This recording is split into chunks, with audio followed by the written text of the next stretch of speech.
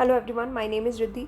इस लेक्चर में हम लोग 2020-50-50 सीरीज़ के मॉडर्न हिस्ट्री के टॉपिक्स डिस्कस कर रहे हैं। जो भी 70 टॉपिक्स हैं इंपॉर्टेंट है, उनमें से मॉडर्न हिस्ट्री में जो जो टॉपिक्स हैं उसका लेक्चर 7 है ये, जिसमें हम प्रेस के बारे में पढ़ेंगे। इससे पहले हमने एजुकेशन की पॉलिसीज़ डिस्कस की थी ब्रिटिशर्स की। अब हम ब्रिटिश पॉलिसी फॉर प्रेस यहाँ पर पढ़ेंगे। तो ये स्टार्ट कहाँ से हुआ था? तो जेम्स ऑगस्टस हिकी, इनको फादर ऑफ इंडियन प्रेस भी कहते हैं। इन्होंने 1780 में द बंगाल गैजेट या फिर कैलकटा जनरल एडवर्टाइज़र भी कहते हैं, पहला न्यूज़पेपर था इंडिया में, इन्होंने स्टार्ट किया था। ठीक है, तो ये इन्होंने स्टार्ट किया था जो कि 1872 में सीज़ भी हो गया था, क्योंकि बहुत ज़्यादा आउटस्पोकन क्रिटिसिज्म था इनका गवर्नमेंट के अगेंस्ट। तो इस वजह से उसको सीज़ कर दिया गया, बंद कर दिया गया था। उसके बाद बहुत सारे न्यूज़पेपर्स और जर्नल्स धीरे धीरे निकाले गए थे, जैसे the Bengal journal and then the Calcutta chronicle भी आया था, मद्रास कुरियर, बॉम्बे हेराल्ड, बहुत सारे आए थे। तो जो कंपनी के ऑफिसर्स थे उनको ये टेंशन थी कि ये न्यूज़पेपर्स जो है वो लंदन में ना पहुंच जाए, और उनकी जो करामात है, जो गलत काम वो कर रहे हैं, वो लंदन में सबको पता ना लग जाए। इसीलिए उन्होंने ये चीज़ निकाली थी कि हमें प्रेस को ना थोड़ा सा कर्ब करना चाहिए, कि हर किसी तक ये प्रेस की चीज़ें ना पहुँच जाए। अब जो हिस्ट्री ऑफ प्रेस है मॉडर्न इंडिया की, ये एक बुक में कवर्ड है। देविका सेठी की ये बुक है, war over words, censorship in India. British rule के टाइम पर जितने भी फ्रीडम एक्टिविस्ट थे, उन्होंने इलीगली भी इंफॉर्मेशन वो लोग शेयर करते थे, सीक्रेट रेडियो मैसेजेस वगैरह से। तो उस टाइम पर उनका काम ऐसा नहीं, ये नहीं था उनका मकसद कि हम लोग न्यूज़पेपर जो है किसी अपना कुछ प्राइवेट वेंचर की तरह शुरू करेंगे, कुछ बिजनेस की तरह शुरू करेंगे, वो चीज़ नहीं थी। वो लोग एक नेशनलिस्ट मूवमेंट की तरह प्रेस को शुरू करना चाहते थे। अब कुछ अंडरग्राउंड पब्लिकेशंस भी सीक्रेटली वर्क कर रही थी उस टाइम पर। रीजनल लैंग्वेज न्यूज़पेपर्स उस टाइम पर काफ़ी आए थे, जैसे कि पहला न्यूज़पेपर इंडियन लैंग्वेज में जो पब्लिश हुआ था वो था समाचार दर्पण। ये एक बंगाली लैंग्वेज न्यूज़पेपर था जो 1818 में स्टार्ट हुआ था।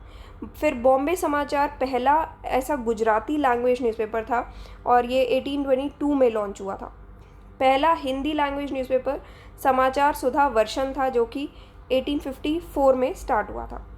अब आती है पहली एक्ट, जो अभी स्टार्टिंग के रेगुलेशंस वगैरह आते हैं प्रेस पर। तो उसमें से पहला रेगुलेशन होता है सेंसरशिप एक्ट 1799, लॉर्ड वेल्जली के टाइम का ही होता है। तो अब लॉर्ड वेल्जली ने इसको इनैक्ट किया होता है, उनको बेसिकली एक शक होता है कि फ्रेंच इन्वेड करने वाले हैं इंडिया पर। तो इस वजह से उन्होंने ये प्रेस एक्ट निकाली होती है। उन्होंने कहा, वो ये वॉर टाइम प्रेस रिस्ट्रिक्शंस लगा देते हैं। प्रेस सेंसरशिप भी, प्री सेंसरशिप भी लग जाती है। प्री सेंसरशिप का मतलब होता है कि मतलब कोई भी चीज़ पब्लिश करने से पहले सेंसर हो जाती है वो, कि आपको बता दिया जाता है ये चीज़ आप पब्लिश कर सकते हैं, ये चीज़ आप नहीं पब्लिश कर सकते। उसको कहते हैं प्री सेंसरशिप, लगा दी गई थी उस टाइम पर। तो ये रिस्ट्रिक्शंस फिर बाद में जब लॉर्ड हेस्टिंग्स आया था उस टाइम पर ये स्टॉप किए गए थे, क्योंकि लॉर्ड हेस्टिंग्स को कहते थे कि काफ़ी प्रोग्रेसिव व्यूज़ वाला बंदा था ये। तो उस टाइम पर ये स्टॉप कर दिए गए थे। फिर 1818 में प्री सेंसरशिप को भी हटा दिया गया था। उसके बाद आता है लाइसेंसिंग रेगुलेशन 1823।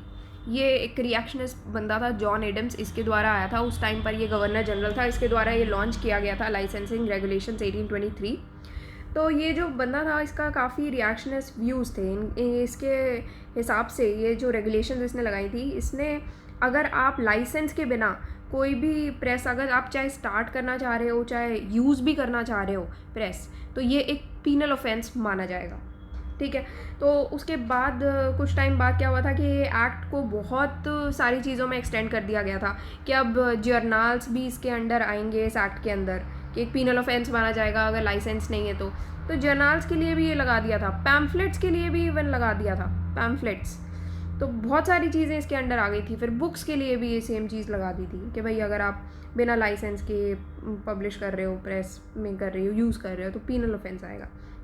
अब ये रिस्ट्रिक्शंस जो है वो बेसिकली इंडियन लैंग्वेज न्यूज़पेपर जो थे उनके अगेंस्ट लगाई गई थी, और ऐसे न्यूज़पेपर जो कि इंडियंस के द्वारा एडिटेड किए गए थे उनके अगेंस्ट लगाई गई थी। तो मेनली इंडियन न्यूज़पेपर्स को ही टारगेट किया गया था। यहाँ पर आप मोटी मोटी ये बात ध्यान में रख सकते हो। ठीक है, अब राजा राम मोहन रॉय का एक वर्क है जैसे मिरतल अखबार, उन्होंने ये स्टार्ट किया था, इसका पब्लिकेशन भी रुकवा दिया गया था। ठीक है, तो सब अपने अपने न्यूज़पेपर्स लोगों ने स्टार्ट किए थे जो कि इस पूरे एक्ट की स्क्रूटनी में आ गए थे बेसिकली। नेक्स्ट था आपका प्रेस एक्ट ऑफ 1835।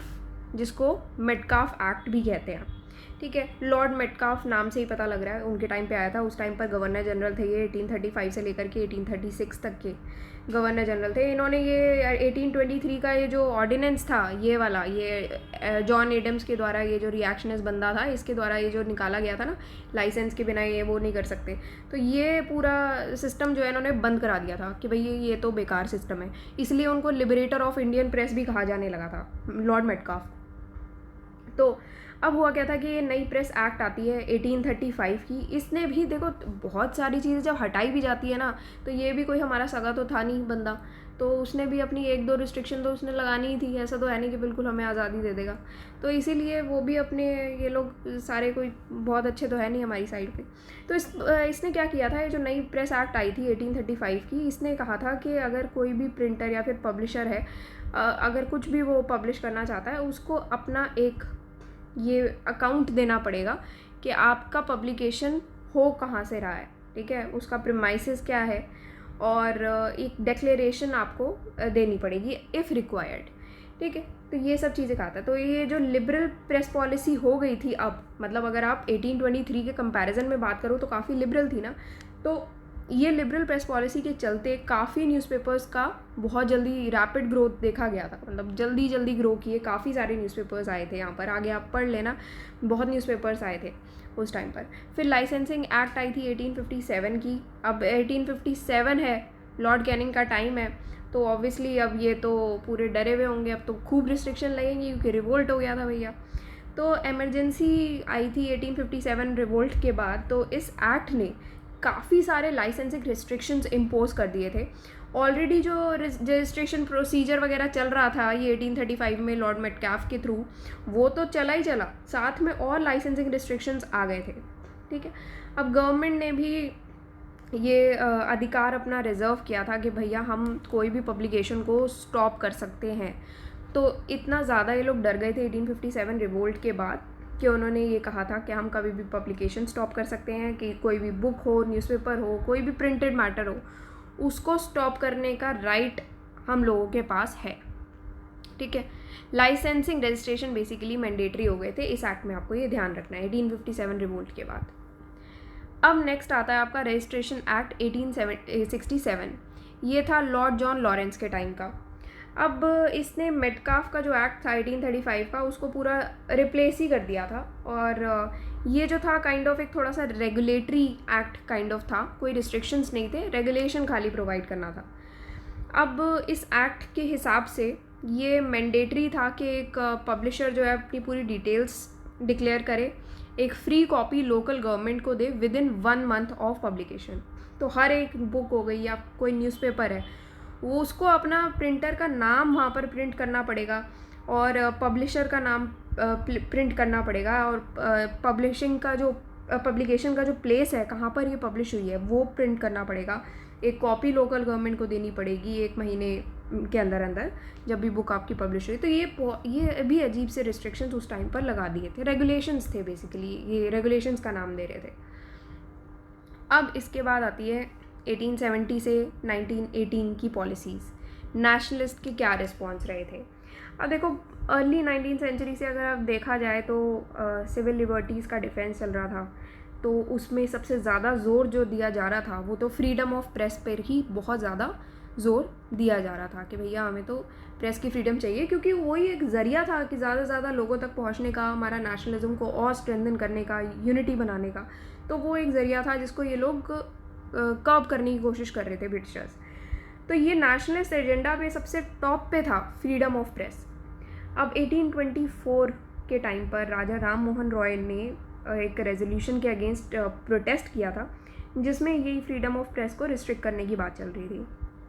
अब ये जो अर्ली फेज़ आया नेशनलिस्ट मूवमेंट का 1870 से लेकर 1918 तक का, इसने ज़्यादा से ज़्यादा पॉलिटिकल प्रोपेगेंडा पर फोकस किया था, और एजुकेशन हो गया, फॉर्मेशन और प्रोपेगेशन ऑफ नेशनलिस्ट आइडियोलॉजी हो गया, साथ ही साथ पब्लिक ओपिनियन को और बढ़ावा देना, और पब्लिक ओपिनियन को और स्ट्रेंथन करना, मोबिलाइज़ करना, कंसोलिडेट करना लोगों को। तो मास एजिटेशन पे लोग कम ध्यान दे रहे थे, ये ज़्यादा से ज़्यादा लोगों को जोड़ने पर ध्यान दे रहे थे, पब्लिक ओपिनियन पर ध्यान दे रहे थे। और साथ ही साथ ओपन मीटिंग्स वगैरह इन्होंने रखवाई। ओपन मीटिंग्स करके क्या होता कि एक्टिव मोबिलाइजेशन चलता मासेस का। तो ये सारी चीज़ें इन लोगों ने चलानी स्टार्ट कर दी थी इस टाइम पर। अब इन सब चीज़ों को करने के लिए उनको प्रेस चाहिए। तो प्रेस एक इम्पॉर्टेंट रोल, एक इम्पॉर्टेंट टूल की तरह काम करती थी नेशनलिस्ट के हाथों में। तो इसीलिए जो इंडियन नेशनल कांग्रेस था अपने अर्ली डेज़ में उन्होंने सिर्फ प्रेस पर रिलाई किया ताकि वो अपने रेजोल्यूशन, अपनी प्रोसीडिंग्स वगैरह और ज़्यादा से ज़्यादा लोगों तक पहुंचा पाए। तो इसी टाइम पर बहुत सारे न्यूज़पेपर्स थे जो कि इस टाइम पर स्टार्ट हो गए थे। Many newspapers emerged. अब बहुत सारे ऐसे लोग थे जैसे कि द हिंदू एंड स्वदेश मित्रन जी सुब्रमण्यम अय्यर के द्वारा स्टार्ट हुआ था। The Bengali SN. बैनर्जी के द्वारा। देन वॉइस ऑफ इंडिया दादा भाई नौरोजी के द्वारा। अमृता बाजार पत्रिका शिशिर कुमार घोष के द्वारा स्टार्ट हुआ था। अच्छा, एक और चीज़ है यहाँ पर, एक तो यहाँ पर ये आप ठीक कर लेना। अच्छा, अमृत बाजार पत्रिका तो इवन बाद में हुआ क्या था, जब आगे आप वर्नाकुलर प्रेस एक्ट के टाइम पर तो ओवरनाइट इसको इंग्लिश न्यूज़पेपर में कन्वर्ट कर दिया गया था। वर्नाकुलर प्रेस एक्ट जब आप पढ़ोगे तब मैं आपको बता दूंगी, अभी आगे आएगा नेक्स्ट डे। ठीक है, अब साथ में मोतीलाल घोष के द्वारा। देन केसरी मराठी और महारत्ता इंग्लिश में बाल गंगाधर तिलक के द्वारा स्टार्ट हुआ था। सुधारक ये गोपाल कृष्ण गोखले के द्वारा स्टार्ट हुआ। ऐसे बहुत सारे न्यूज़पेपर्स थे जो उस टाइम पर स्टार्ट हुए थे। तो वो ऑब्वियसली जो मैंने आपको बताया था वो प्रॉफिट मेकिंग बिजनेस वेंचर्स की तरह स्टार्ट नहीं हुए थे। ये उनका मकसद बिल्कुल भी नहीं था। उनको बस ये था कि हम नेशनल और पब्लिक सर्विस के लिए काम करें। ये उनका मेन मोटिव था। इनफैक्ट ये जो न्यूज़पेपर्स थे उनका काफ़ी बड़ा रीच था। उन्होंने एक लाइब्रेरी मूवमेंट की तरह ये स्टार्ट हो गए थे। एक लोकल लाइब्रेरीज़ नहीं, इकट्ठे होकर लोग आपस में एक ही न्यूज़पेपर के इर्द गिर्द बैठ जाते हैं आके, और सारे लोग न्यूज़ पढ़ते हैं, ज़ोर ज़ोर से बोल के पढ़ते हैं, और साथ में डिस्कशन भी होती है। तो वो एक सिस्टम स्टार्ट हो गया था। अगर आपने मालगुडी डेज़ देखा हो तो उसमें भी ये चीज़ दिखाई गई थी कि उसमें एक बंदा बैठ जाता था न्यूज़पेपर लेके, वो पढ़ रहा होता था, ज़ोर ज़ोर से न्यूज़ पढ़ता था, और आसपास गांव के सारे लोग आके बैठते थे जो बड़े बूढ़े होते थे, और वो लोग डिस्कस करते थे। बहुत ही एक्टिवली डिस्कशन होती थी कि क्या हो रहा है, और फिर शाम को वो लोग प्रोटेस्ट पर भी जाते थे। तो अगर आपने नहीं देखा मालगुडी डेज़, देखना, बहुत अच्छे एपिसोड थे। तो उसमें तो यहाँ पर एक लोकल लाइब्रेरीज़ का ये जो कंसेप्ट है ये स्टार्ट हो गया था, और ये पॉलिटिकल एजुकेशन में भी इंक्रीमेंट और दिखाई दिया, बहुत इंक्रीज़ हुई पॉलिटिकल एजुकेशन, पॉलिटिकल पार्टिसिपेशन बहुत इंक्रीज़ होता इस टाइम पर दिखाई दिया था। तो यहाँ पर बेसिकली यही था कि इसका जो इम्पैक्ट था वो बहुत बड़ा था। सिटीज़ में, टाउन्स में देखा गया था, बहुत दूर दूर तक ये न्यूज़पेपर्स गए। अब इस न्यूज़पेपर्स में गवर्नमेंट की भी बहुत सारी एक्ट्स थी, पॉलिसीज़ थी, ये क्रिटिकल स्क्रूटनी में आ जाती थी। मान लो अभी एक बंदा बैठ के न्यूज़पेपर पढ़ रहा है और हम लोग सुन रहे हैं, डिस्कशंस भी हो रही हैं, तो आप क्लियरली पता लगा सकते हो कि गवर्नमेंट की कौन कौन सी नई एक्ट आई हैं, कौन कौन सी नई पॉलिसीज़ आई हैं, है ना, और उन पर डिस्कशंस कर सकते हो। तो एक इंस्टीट्यूशन ऑफ ऑपोजिशन की तरह भी काम करता था कि हम लोग गवर्नमेंट के अपोज्ड हैं। तो ये न्यूज़पेपर्स इस तरीके से काम करती थी। आई होप आपको थोड़ा सा तो एक ओवरव्यू सा बन गया होगा, दिमाग में पिक्चराइजेशन हो गया होगा, तो आपको क्लियरली समझ में आएगी ये सारी बात। ठीक है, अब नेक्स्ट आती है आपकी वर्नाकुलर प्रेस एक्ट 1878। तो इसका बैकग्राउंड मैं आपको थोड़ा सा बता देती हूँ। लॉर्ड लिटन के टाइम पर ये आती है। सबसे गंदी एक्ट मानी जाती है ये 1878 की। बहुत ज़्यादा इसमें डिस्क्रिमिनेशन की बात होती है और बहुत ही अजीब सी एक्ट है। अभी बात करते हैं इसे। 1857 रिवोल्ट के बाद से ये स्टार्ट हुआ था कि एक रेशियल बिटरनेस सी स्टार्ट हो गई थी रूलर और रूल्ड के बीच की। 1858 के बाद जो यूरोपियन प्रेस थी वो हमेशा से पॉलिटिकल कंट्रोवर्सीज़ के पीछे ही रहते। गवर्नमेंट जो भी ऐसी गवर्नमेंट थी जो पॉलिटिकल कंट्रोवर्सीज़ में पड़ी थी, जबकि वर्नाकुलर प्रेस जो है वो गवर्नमेंट के क्रिटिकल था। ठीक है, तो वर्नाकुलर प्रेस मतलब कि हमारी लैंग्वेज में जो भी न्यूज़पेपर्स आ रहे थे, हमारी लैंग्वेज में जितनी भी चीज़ें थी, तो ऑब्वियसली गवर्नमेंट भी हमारी न्यूज़पेपर्स के अगेंस्ट थी और हम भी उनके अगेंस्ट लिख रहे थे। तो एक बहुत स्ट्रॉन्ग पब्लिक ओपिनियन आया था इम्पीरियलिस्टिक पॉलिसीज़ ऑफ लिटन के अगेंस्ट। लिटन मैंने आपको बताया था, हर बार बताया, रिपन थोड़ा सा बेटर बंदा था, लिटन तो बिल्कुल ही बकवास बंदा था। तो अब था क्या कि इम्पीरियलिस्ट पॉलिसीज़ थी लिटन की, तो लोगों का तो बहुत ही ज़्यादा गुस्सा था उसके अगेंस्ट, क्योंकि एक फेमीन आया था 1876 का, ये यहाँ पर लिखा हुआ है। ठीक है, फेमीन आया था 1876 टू 1877 का। इसमें क्या हुआ था कि लॉर्ड लिटन की पॉलिसीज़ इतनी गंदी रही थी, इतनी इम्पीरियलिस्टिक पॉलिसीज़ रही थी, और वहाँ पर दूसरी तरफ वहाँ पर तो कुछ हेल्प ही नहीं की फेमीन में, और साथ में बहुत ज़्यादा लैविश एक्सपेंडिचर हो रहा था दिल्ली दरबार में। तो इसके वजह से लिटन के इनह्यूमन ट्रीटमेंट जो है उस पर काफ़ी चर्चा रही थी। इसी टाइम पर यूरोपियन न्यूज़पेपर्स ने गवर्नमेंट को प्रेज़ भी खूब किया था। तो ये बहुत ही ऑपोजिट चीज़ें चल रही थी। अब वर्नाकुलर प्रेस एक्ट जो है वो बेसिकली किस लिए आया था वो बता देती हूँ, कि ताकि वर्नाकुलर प्रेस को और ज़्यादा बेटर कंट्रोल कर सकें, और जो ये गंदी बातें लिखते हैं गवर्नमेंट के अगेंस्ट उनको अच्छे से पनिश कर सकें, उन बातों को दबा सकें। तो बेसिकली हम लोगों को ही दबाने के लिए ये पूरा आया था, ये पूरा वर्नाकुलर प्रेस एक्ट। प्रोविजंस क्या थे इनके, कि डिस्ट्रिक्ट मजिस्ट्रेट जो है वो किसी भी प्रिंटर पब्लिशर को बुला सकते हैं वर्नाकुलर न्यूज़पेपर के, कि भाई आप बॉन्ड साइन करो गवर्नमेंट के साथ, ठीक है, एक बॉन्ड साइन होगा, एक ये डिस्टिंक्शन बेसिकली बना रहे थे। बॉन्ड साइन होगा, एक सिक्योरिटी डिपॉजिट भी आप लोग भरोगे, और अगर आपने कुछ भी उल्टी सीधी हरकत की तो ये सिक्योरिटी डिपॉजिट भी आपका ज़ब्त हो जाएगा, और आपकी प्रेस इक्विपमेंट भी हम लोग ज़ब्त कर लेंगे और बंद कर देंगे और तोड़ फोड़ कर देंगे। तो ये सब चीज़ें चल रही थी, तो बॉन्ड साइन कराने की बात हुई थी, ठीक है। तो एक तो ये चीज़ की वजह से कि आप गवर्नमेंट के अगेंस्ट, गवर्नमेंट को कोई भी नुकसान ना हो, डिसअफेक्शन ना हो गवर्नमेंट के अगेंस्ट, तो ये पूरी बात चल रही थी। अब अगर ऑफेंस दोबारा हो गया तो आपके प्रेस इक्विपमेंट वगैरह भी हम सीज़ कर लेंगे, ये बोला। फिर मजिस्ट्रेट का जो एक्शन था वो भी फुल एंड फाइनल हो गया, उस पर कोई भी अपील नहीं हो सकती। तो ये भी एक बहुत ही एक्सट्रीम केस था। फिर वर्नाकुलर न्यूज़पेपर को इस एक्ट के पूरा जो ऑपरेशन है उसे एग्जेम्पशन मिल सकती थी अगर वो गवर्नमेंट सेंसर को पूरे प्रूफ्स सबमिट करें पहले। तो सिर्फ प्री सेंसरशिप में ये एग्जेम्पशन इसीलिए मिल सकती थी, फ्री कॉपी देनी है गवर्नमेंट सेंसर को, ये सबमिट होनी चाहिए। तो ये क्लियर डिस्क्रिमिनेशन था इंडियन और यूरोपियन न्यूज़पेपर्स के बीच का। रिस्पॉन्स क्या रहा था अब, तो कुछ वर्नाकुलर प्रेस एक्ट के अंडर कुछ ऐसे न्यूज़पेपर्स थे जो कि सेंसर हो गए थे, ऑब्वियसली वो तो होने ही थे। इस एक्ट को ऑल्दो गैगिंग एक्ट का नाम भी दिया था, क्योंकि इसके जो दो बहुत ही बड़े फीचर्स थे वो ये थे कि कोई एक तो आप अपील ही नहीं कर सकते, कि ये तो बहुत ही एक्सट्रीम फीचर हो गया ना, एक्सट्रीम है कि अगर आपने कोई डिसीजन ले लिया, डीएम का डिसीजन के अगेंस्ट अपील ही नहीं हो सकता। और डिस्क्रिमिनेशन हो रहा था इंग्लिश और वर्नाकुलर प्रेस के बीच में। तो अब हुआ क्या था कि वर्नाकुलर प्रेस एक्ट के अगेंस्ट प्रोसीडिंग्स जो है वो चली थी कुछ न्यूज़पेपर्स के अगेंस्ट, ऑब्वियसली वर्नाकुलर न्यूज़पेपर्स के अगेंस्ट। एक सोम प्रकाश है, भरत मिहिर, दक्का प्रकाश, ठीक है, समाचार, इनके अगेंस्ट प्रोसीडिंग्स चली। अब यहाँ पर हुआ क्या था, अमृता बाज़ार पत्रिका जो मैंने आपको तभी बताया था कि ओवरनाइट इंग्लिश में कन्वर्ट हो गया था ताकि वो इस एक्ट के जो प्रोसीजर्स थे इनसे बच सके, ठीक है।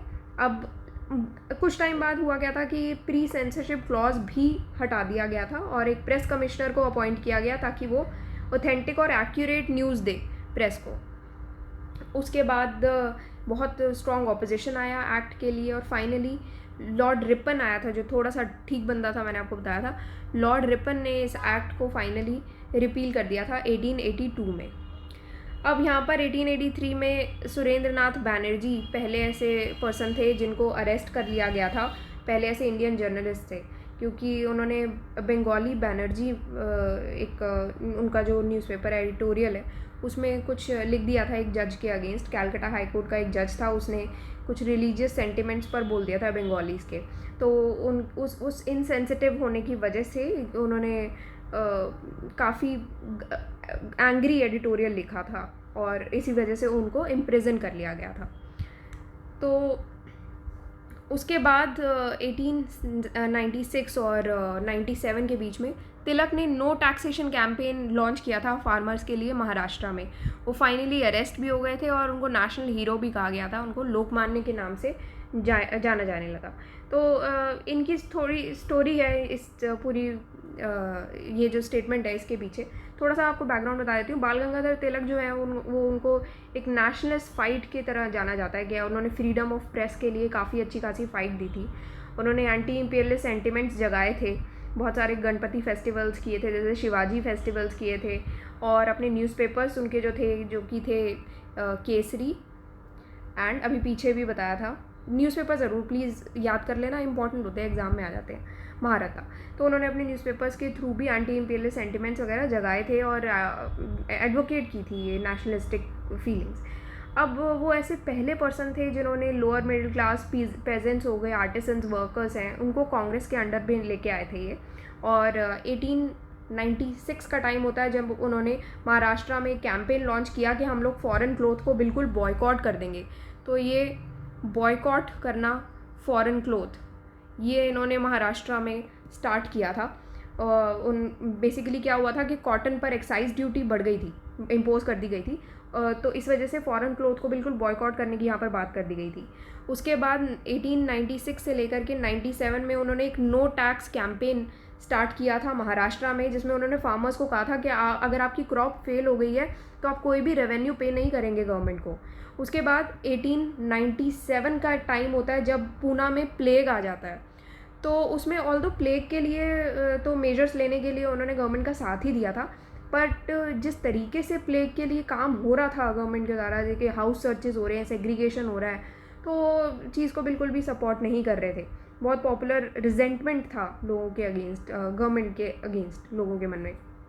अब ये इससे क्या होता है कि प्लेग कमेटी के चेयरमैन होते हैं, उनका मर्डर हो जाता है चापेकर ब्रदर्स के द्वारा पूना में।